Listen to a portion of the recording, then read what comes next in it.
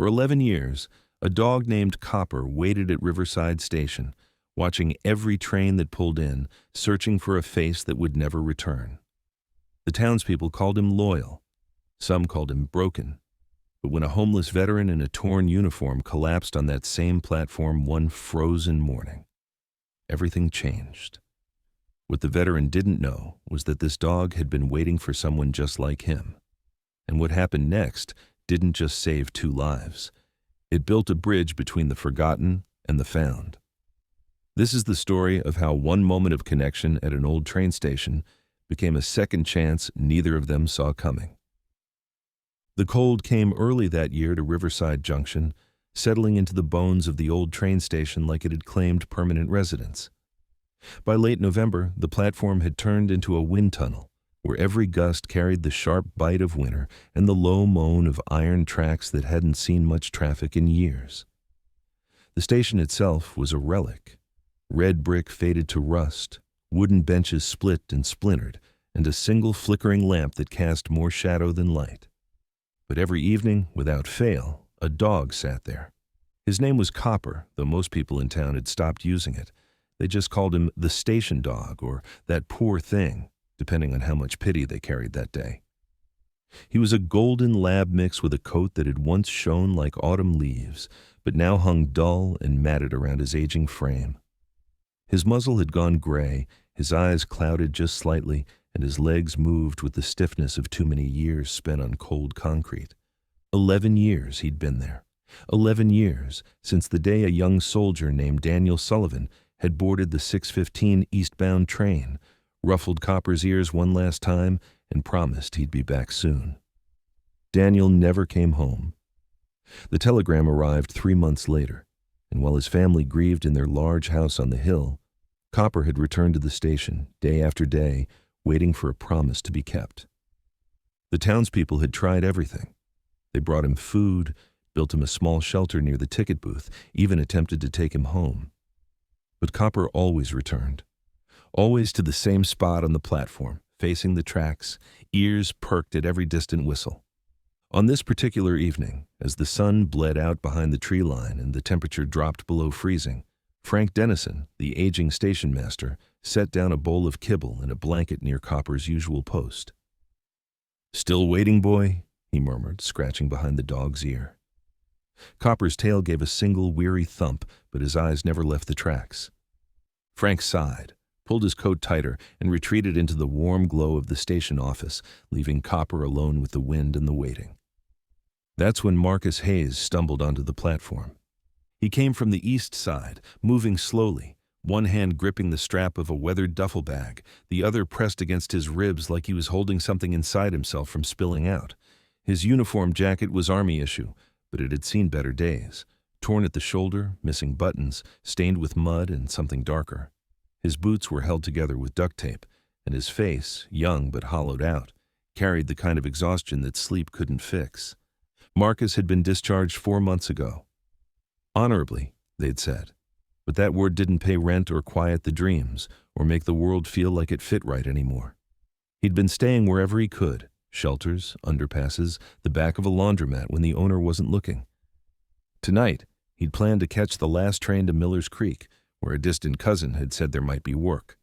Might. Maybe. If he got there before someone else did. But Marcus had exactly $11 left, and the ticket cost $15.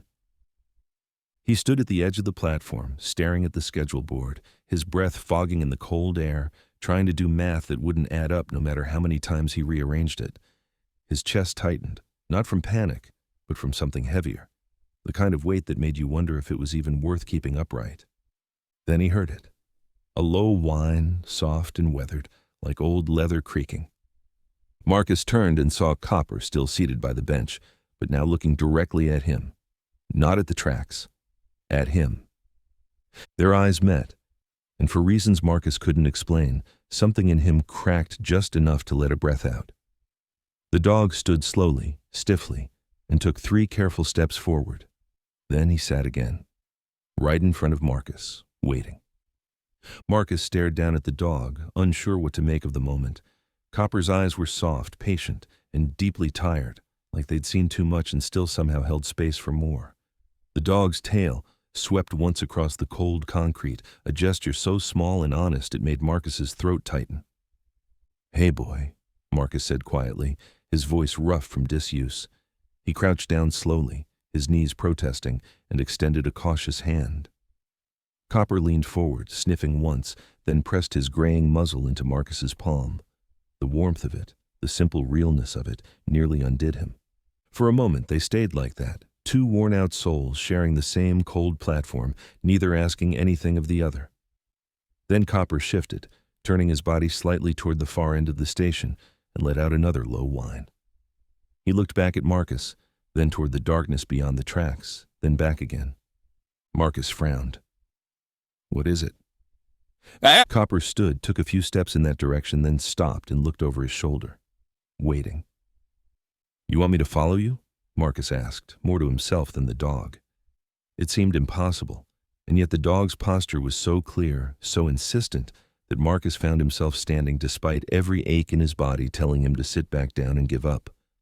Copper moved again, this time with more purpose, limping slightly on his front left leg, but pressing forward into the dim glow beyond the platform.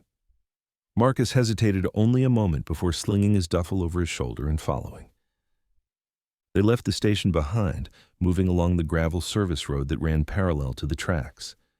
The wind picked up, slicing through Marcus's thin jacket, but he kept his eyes on the dog ahead of him. Copper moved like he knew exactly where he was going, pausing every so often to make sure Marcus was still there, his breath coming out in small clouds that disappeared into the night.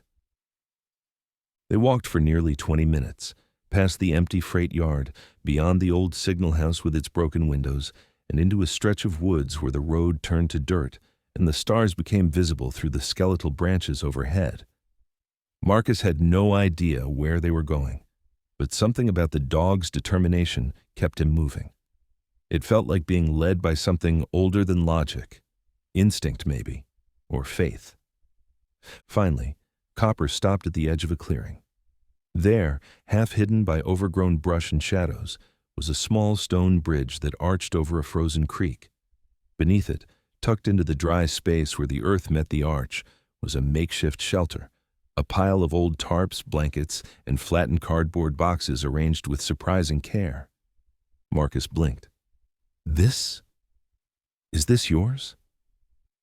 Copper walked beneath the bridge and lay down on one of the blankets, his body settling with a deep sigh. He looked up at Marcus, eyes calm as if to say, "It's warm enough. It's dry. You can rest here." Marcus stepped closer, his boots crunching on the frozen ground. The shelter was small, but it was shielded from the wind, and someone, maybe Frank, maybe some passing traveler, had left behind a wool blanket still folded in the corner. It smelled faintly of earth and dog, but it was more than Marcus had expected to find tonight, more than he thought he deserved. He lowered himself carefully onto the cardboard, pulled the blanket over his legs, and let his duffel drop beside him. Copper shifted closer, pressing his warm body against Marcus's side, and for the first time in months, Marcus felt something other than cold. He reached down and rested his hand on Copper's back, fingers curling gently into the coarse fur. "Thank you," he whispered, his voice breaking just slightly. "I don't know why you did this, but thank you." Copper's tail thumped once against the ground, slow and steady, like a heartbeat. And as the night deepened and the stars wheeled overhead, the two of them, abandoned by different wars, carrying different scars, fell asleep side by side beneath the old stone bridge, neither of them alone anymore. Morning came softly, filtering through the trees in pale ribbons of light that turned the frost into something almost beautiful. Marcus woke to the sound of Copper stirring beside him, the dog's warm weight shifting as he stretched stiffly and shook out his coat. For a disorienting moment, Marcus forgot where he was. Then the cold seeped back in, the ache in his ribs returned, and reality settled over him like a familiar coat. But he wasn't alone. That part was new. Copper was already on his feet, looking toward the path they'd come from the night before, ears perked with purpose. He glanced back at Marcus, gave a soft huff, and started walking. "Where are we going now?" Marcus asked, his voice still rough with sleep. But he was already gathering his things, folding the blanket they'd shared, and slinging his duffel over his shoulder. Something about the dog's certainty made it impossible not to follow. They walked back toward the station, but this time Copper veered off onto a narrow trail that wound uphill through the woods. The path was overgrown, barely visible beneath layers of fallen leaves and frost, but Copper navigated it like he'd walked it 1,000 times. Marcus's legs burned with the climb, his breath coming harder, but he kept pace, trusting this strange, silent guide who had somehow decided Marcus was worth leading. After nearly an hour, the trees began to thin, and the trail opened onto a paved road. Copper paused at the edge, looked both ways with an almost human awareness, then continued across and up a long driveway lined with bare oak trees. At the end of it sat a house, grand but not ostentatious, built from gray stone with ivy climbing its walls and a wide porch that wrapped around the front. Marcus slowed, suddenly uncertain. "I don't think we should be here, boy." But Copper kept walking, right up to the front steps, where he sat down and waited.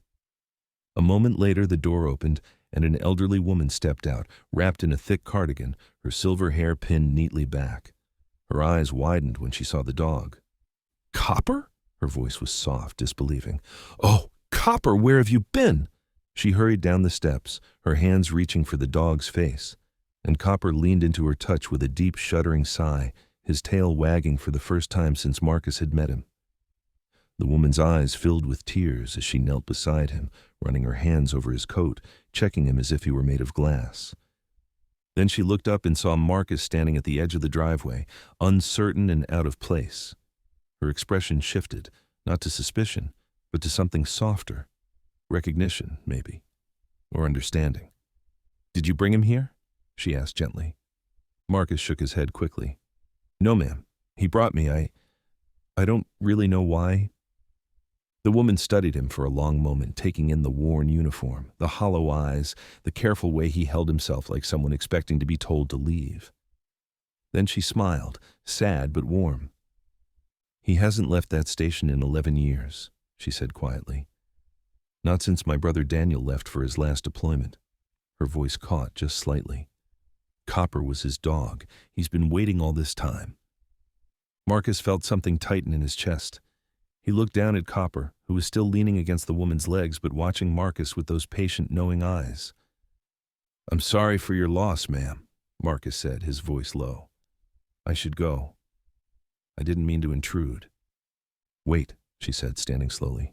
"Please, come inside. It's too cold to be out here, and—" She paused, looking between Marcus and Copper. "I think he brought you here for a reason. I'd like to understand why." Marcus hesitated, every instinct telling him to leave, to not impose, to keep moving like he always did. But Copper stood and walked back to him, pressing his body against Marcus's leg, anchoring him in place. And so, with no words left to argue, Marcus followed them both inside. The house was warm in a way Marcus had almost forgotten existed. Not just heated air, but the kind of warmth that came from lived-in spaces, from wooden floors that creaked with memory and walls lined with photographs of people who had smiled often. Margaret Sullivan, as she introduced herself, led him into a kitchen that smelled faintly of coffee and cinnamon, gesturing for him to sit at a sturdy oak table while Copper settled at his feet with a contented groan. She poured 2 cups of coffee without asking, set one in front of Marcus, and sat across from him with her hands wrapped around her own mug. For a moment, neither of them spoke. The silence wasn't uncomfortable. It was the kind that gave space for truth to find its way forward. "Daniel was my younger brother," Margaret finally said, her eyes distant. "He joined the army right out of high school, said he wanted to serve something bigger than himself." She smiled sadly. Copper was supposed to keep him company during his downtime on base. They were inseparable. Marcus nodded slowly, his fingers wrapped around the warm ceramic. "How long has it been?" 11 years this February," she said. "He was killed in Kandahar. Copper was stateside, waiting at that station like he always did when Daniel came home on leave. But this time—" Her voice trailed off, and she looked down at the dog, now sleeping peacefully for the first time in what might have been years. "This time, Daniel never got off the train." Marcus felt the weight of it settle in the room. He knew that weight, carried a version of it himself, different names, different faces, but the same hollow ache underneath. I tried to bring Copper home, Margaret continued, so many times, but he always went back, always waiting. The whole town knows him. Frank at the station makes sure he's fed. People leave blankets, but... She shook her head. He wouldn't leave. Couldn't, maybe. Until last night, Marcus said quietly. Until last night, she echoed, looking at him now with something that felt uncomfortably close to hope. You must remind him of Daniel somehow. The uniform, maybe, or something else. Marcus shifted in his seat, suddenly aware of how out of place he must look, dirty, exhausted, barely holding himself together. I'm not like your brother, ma'am. I didn't die a hero. I just made it home. Barely. Margaret's expression softened. Being home is its own kind of survival, she said gently, and Copper knows that better than anyone. She stood, moved to the counter, and returned with a plate of toast and eggs she'd apparently been preparing while they talked. Marcus stared at it like it was a mirage. Eat, she said firmly. Please. He did, trying not to show how desperately hungry he was, trying to maintain some shred of dignity. But the food was real and warm, and halfway through he had to stop because his hands were shaking. Margaret didn't comment. She just refilled his coffee. After breakfast, she offered him a shower, clean clothes that had belonged to Daniel, and a quiet room upstairs where he could rest. Marcus accepted, too tired to refuse, and when he emerged an hour later, clean, warm, almost human again, she was waiting in the hallway. I'd like you to stay, she said simply, just for a few days, until you figure out your next step. Marcus opened his mouth to refuse, to explain that he couldn't accept charity, that he'd already taken too much, but before he could speak, she held up a hand. Copper hasn't slept through the night in 11 years, she said quietly. But he did last night. With you. Her eyes glistened. Maybe he's not the only one who needed to stop waiting. Marcus looked down at Copper, who had followed him upstairs and now sat between them, looking up with those patient, unwavering eyes. Just a few days, Margaret repeated. And because he had nowhere else to go, because the dog at his feet had somehow decided he was worth saving, and because the weight in his chest felt just slightly lighter than it had in months, Marcus nodded. Just a few days, he agreed, not yet knowing it would become much more than that. 3 days turned into a week, and a week stretched into something Marcus couldn't quite name, not permanence but not temporary either. Something in between, fragile as morning frost but warming with each passing day. He'd settled into a quiet routine at Margaret's estate. Mornings began early, with Copper nosing at his door just after dawn, and the two of them would walk the property together, down through the frost-covered gardens, past the old greenhouse with its clouded windows, and along the stone path that circled back to the house. Copper moved easier now, his limp less pronounced, as if being home had eased something in his joints that cold concrete never could. Marcus helped where he could. He fixed the loose railing on the back porch, cleared leaves from the gutters, and restacked firewood that had scattered during a windstorm. Margaret never asked him to do these things, but he couldn't sit still. Stillness brought thoughts he wasn't ready to face, and keeping his hands busy felt like the only honest way to repay what she'd given him. They ate dinner together each evening, conversations starting cautiously and gradually deepening. She told him about Daniel, his laugh, his terrible singing voice, the way he'd always burnt toast, but insisted he liked it that way. Marcus listened, saying little about his own service, but Margaret never pushed. She seemed to understand that some stories needed time before they could be spoken aloud. On the 8th morning, Marcus woke to find an envelope on the kitchen table with his name written across it in elegant script. Inside was a check, more money than he'd seen in months, and a handwritten note. Asterisk, Marcus, I've been thinking about what comes next for both of us. I'm not getting any younger, and this house is far too large for one person. I'd like to offer you something more permanent. A position here, helping maintain the property and a place to stay for as long as you need it. Not as charity, but as partnership. You've given Copper peace. You've given me hope. Let me give you stability in return. Margaret Asterisk. Marcus read it 3 times, his chest tightening with each pass. The check alone was generous beyond reason, but the offer itself felt impossibly large. A home. Purpose. The kind of future he'd stopped believing he deserved.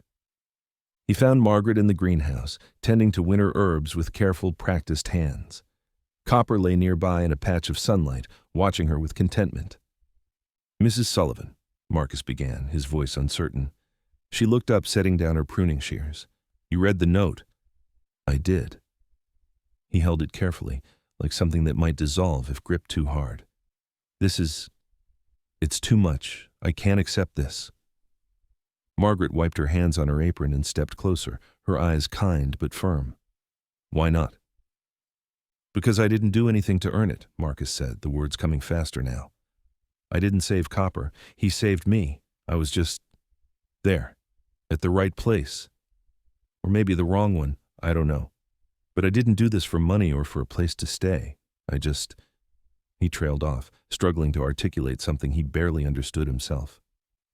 "You just helped," Margaret finished gently, "without asking what you'd get in return, without expecting anything at all." She paused, letting the words settle. "That's exactly why I want you to stay, Marcus. Not because you're looking for something from me, but because you're not." Marcus shook his head, looking down at the check. "I appreciate it, more than you know. But I can't. It wouldn't be right." Margaret studied him for a long moment, and something in her expression shifted. Not disappointment, but deeper understanding. "You think you don't deserve kindness," she said quietly, "because of whatever happened over there. Because you came home when others didn't." Marcus's jaw tightened, but he didn't deny it. "My brother would have liked you," she said, her voice soft but steady. "And Copper already does. That's enough for me." She reached out and touched his arm gently. "Think about it. The offer stands whenever you're ready." Then she returned to her herbs, leaving Marcus standing there with a check he couldn't cash and a future he couldn't quite believe in, while Copper watched from his patch of sunlight, patient as ever. Marcus left 2 days later. He told himself it was the right thing to do, that he'd already taken too much, stayed too long, let himself believe in something that couldn't last. He packed his duffel in the early morning while the house was still quiet, left the check on the kitchen table with a note that simply said, "Asterisk, thank you, asterisk," and slipped out the front door before the sun had fully risen. Copper found him halfway down the driveway. The dog must have heard him leave, must have followed on those stiff legs with a determination that defied age and exhaustion. Marcus stopped when he heard the familiar padding of paws on gravel, turned, and saw Copper standing there in the dim dawn light, head lowered, tail still. "I can't stay, boy," Marcus said, his voice rough. "You're home now. You've got Margaret. You don't need me anymore." Copper took 3 slow steps forward and sat down directly in Marcus's path, waiting. "Don't do this," Marcus whispered, but the dog didn't move, just watched him with those patient, knowing eyes that had seen 11 years of waiting and somehow still had room for more. Marcus tried to step around him. Copper shifted, blocking his way again. They stood like that for several minutes, locked in a silent standoff, until Marcus's resolve finally cracked and he sank down onto the cold gravel, his duffel dropping beside him. Copper moved closer, pressing his warm body against Marcus's side, and rested his graying muzzle on Marcus's knee. The simple weight of it, the absolute certainty of the gesture, broke something loose in Marcus's chest that had been holding tight for far too long. "I don't know how to accept this," Marcus said quietly, his hand settling on Copper's head. "I don't know how to believe I deserve it." The dog just leaned heavier, offering no answers, only presence. That's how Margaret found them 20 minutes later when she came down the driveway in her robe and boots, her breath fogging in the cold air. She didn't look surprised, didn't look angry. She just walked over slowly and sat down on the gravel beside Marcus, her own hand reaching out to scratch behind Copper's ear. "He waited 11 years, she said softly. "He's not going to let you walk away that easily."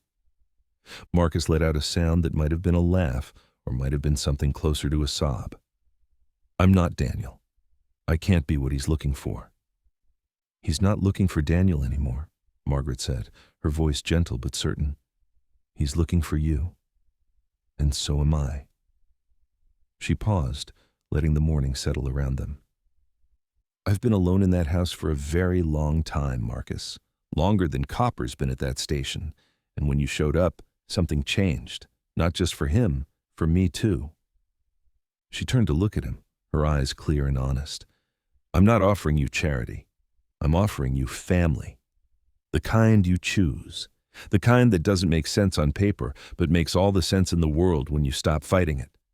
Marcus closed his eyes, feeling the weight of Copper against his side, the warmth of Margaret's presence beside him, and the impossible lightness of being seen, truly seen, by people who didn't need him to be anything other than exactly who he was. I don't want to disappoint you, he said quietly. You won't, Margaret replied. You already haven't. The sun was fully up now, spilling gold across the driveway, warming the frost into dew. Somewhere in the distance, a train whistle sounded, the morning line heading east. But for the first time in 11 years, Copper didn't lift his head toward it. He just stayed where he was, pressed against Marcus, finally home. Marcus took a breath deep and shaky and nodded. Okay, he said. Okay. I'll stay. Margaret smiled, stood, and offered him her hand. Good. Now come inside. Breakfast is getting cold, and we have a lot to talk about. And together, the veteran, the widow, and the dog who'd waited long enough, they walked back up the driveway toward the house, toward warmth and second chances in a future none of them had expected, but all of them needed. The weeks that followed felt like learning to breathe in a new rhythm, slower, steadier, with space between each inhale for something other than survival. Marcus settled into the guest room that Margaret insisted he stop calling temporary. She'd cleared out the storage boxes, brought in a proper desk and lamp, and hung curtains that let in the morning light without the harshness. It wasn't much, but it was his, and that simple fact felt revolutionary to someone who'd spent months measuring his worth by how little space he could occupy. The work came naturally. The estate had been neglected in small ways, not from lack of care but from lack of hands. Marcus repaired the greenhouse glazing, restored the garden beds that had gone wild, and rebuilt the fence along the eastern property line that had been sagging for years. His body remembered this kind of labor, the honest ache of it, and slowly the work became less about repayment and more about restoration, not just of the property, but of himself. Copper was never far. The dog had taken to following Marcus everywhere, settling nearby while he worked, his presence a constant quiet reassurance. On warmer afternoons, they'd walk the full perimeter of the property together, Copper moving with increasing ease, his limp fading as weight returned to his frame and his coat began to shine again with regular meals and care. Margaret watched it all with a contentment that seemed to soften the lines around her eyes. She'd begun cooking larger meals again, setting 3 places at the table instead of 1, and the house filled with sounds it hadn't held in years. Laughter, conversation, the comfortable silence of people who didn't need to fill every moment with words. One evening, as they sat on the back porch watching the sunset paint the sky in shades of amber and rose, Margaret broke a silence that had stretched comfortably between them. I've been thinking, she said, her hands wrapped around a mug of tea, about what we could do with the carriage house. Marcus looked over at the small stone building at the edge of the property. It had been used for storage, packed with furniture and boxes that held decades of accumulated memories. It has good bones, she continued. 2 rooms, a bathroom, a little kitchenette. With some work, it could be a proper living space. She glanced at him. Private, but close. A real home. Marcus felt something catch in his throat. Margaret, you don't have to. I want to, she said simply. Not just for you, for what comes next. What comes next? He asked carefully. She smiled, looking out at Copper, who lay sprawled in the grass, finally at peace. I've been thinking about Daniel, about what he would have wanted. He believed in service, not just wearing the uniform, but actually helping people. She paused. There are so many veterans like you, Marcus, good people who came home to nothing, and so many dogs like Copper, waiting in shelters, forgotten. Marcus turned to face her fully now, something stirring in his chest. What if we brought them together? Margaret continued, her voice gaining conviction. What if we created a place where veterans could come, not for handouts but for purpose, where they could work with rescue dogs, train them, care for them, and in the process, she trailed off, her eyes bright. In the process, maybe find what you and Copper found: healing, partnership, home. Marcus stared at her, the scope of what she was suggesting slowly taking shape. That's a big undertaking. It is, she agreed. But I have the resources, the land, and you have something more valuable. You understand what it means to be lost and found again. She reached over and placed her hand on his. I can't do this alone.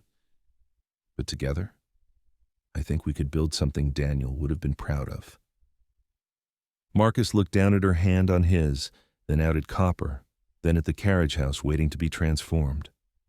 For the first time in longer than he could remember, the future didn't feel like something to fear. It felt like something to build. Together, he said quietly, and squeezed her hand. Yeah, let's do it together. Spring came to Riverside Junction with a gentleness that felt earned, as if the earth itself knew that everything sleeping beneath the frost had waited long enough. The carriage house had been transformed over the winter months, walls painted soft cream, floors refinished to a warm honey glow, and windows that let in light from every angle. It wasn't grand, but it was whole, and it was ready. Marcus stood in the doorway on opening day, watching as the first van pulled up the long driveway. Inside were 3 veterans from the VA program in Pittsburgh and 2 rescue dogs from the county shelter, a scarred German shepherd named Sergeant and a one-eyed beagle mix called Benny. Behind them came 2 more vehicles, carrying volunteers, a veterinarian, and a trainer who specialized in service dog programs. Margaret emerged from the main house, Copper walking steadily beside her, and together they greeted each arrival with warmth and intention. This wasn't a charity operation, it was a partnership. The veterans would live in the carriage house, work the grounds, train the dogs, and in exchange receive room, board, and something more valuable than either: purpose and community. They called it the Copper Line Project, named for the dog who'd waited 11 years and the railway station where second chances had first taken root. The mission was simple but profound.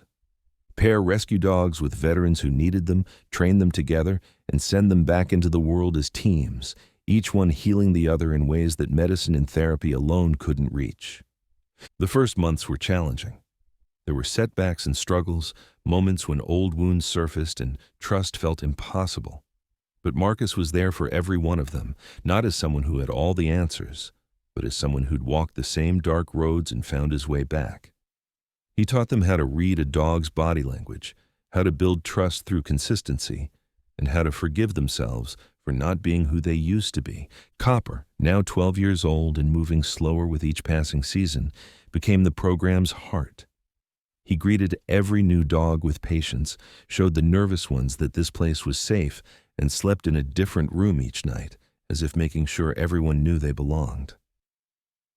By the time summer arrived, the Copper Line Project had placed 4 veteran dog teams into permanent homes, with 6 more in training. Word spread quietly through VA networks and veteran communities, and the waiting list grew longer. Margaret secured additional funding, expanded the carriage house, and brought on staff who understood that this work wasn't about quick fixes. It was about rebuilding lives one day, one step, one act of trust at a time. On a warm evening in late August, Marcus found himself back at Riverside Station. He'd driven there intentionally, parking near the old platform where everything had changed. Frank Dennison was still there, closing up for the night, and he waved when he recognized Marcus. "Heard about what you're doing up at the Sullivan place," Frank called over. "Good work, son. Real good work." Marcus nodded his thanks and walked to the bench where Copper used to wait. He sat down, looking at the tracks that stretched into the distance, and thought about all the trains that had come and gone, all the people who'd passed through without stopping, and the one night when a desperate veteran and a faithful dog had found each other in the cold. His phone buzzed, a text from Margaret. "Copper's looking for you. Come home when you're ready." Marcus smiled, the word settling warm in his chest. Home. Not a place he'd been born into, but one he'd been invited to build. One that had grown from a single act of kindness into something that would outlast all of them. He stood, took one last look at the platform, and walked back to his truck. As he drove up the hill toward the estate, toward Margaret and Copper and the veterans who were learning to hope again, he understood something fundamental. Sometimes the tracks don't lead you back to where you started. Sometimes they lead you exactly where you were always meant to arrive. And when he pulled into the driveway and saw Copper waiting on the porch, tail wagging slowly in the golden evening light, Marcus knew without question that he was finally, truly home. Asterisk. If this story moved you, share it with someone who needs to hear it. And remember, sometimes the greatest act of service is simply showing up, for a stranger, for a dog, or for yourself.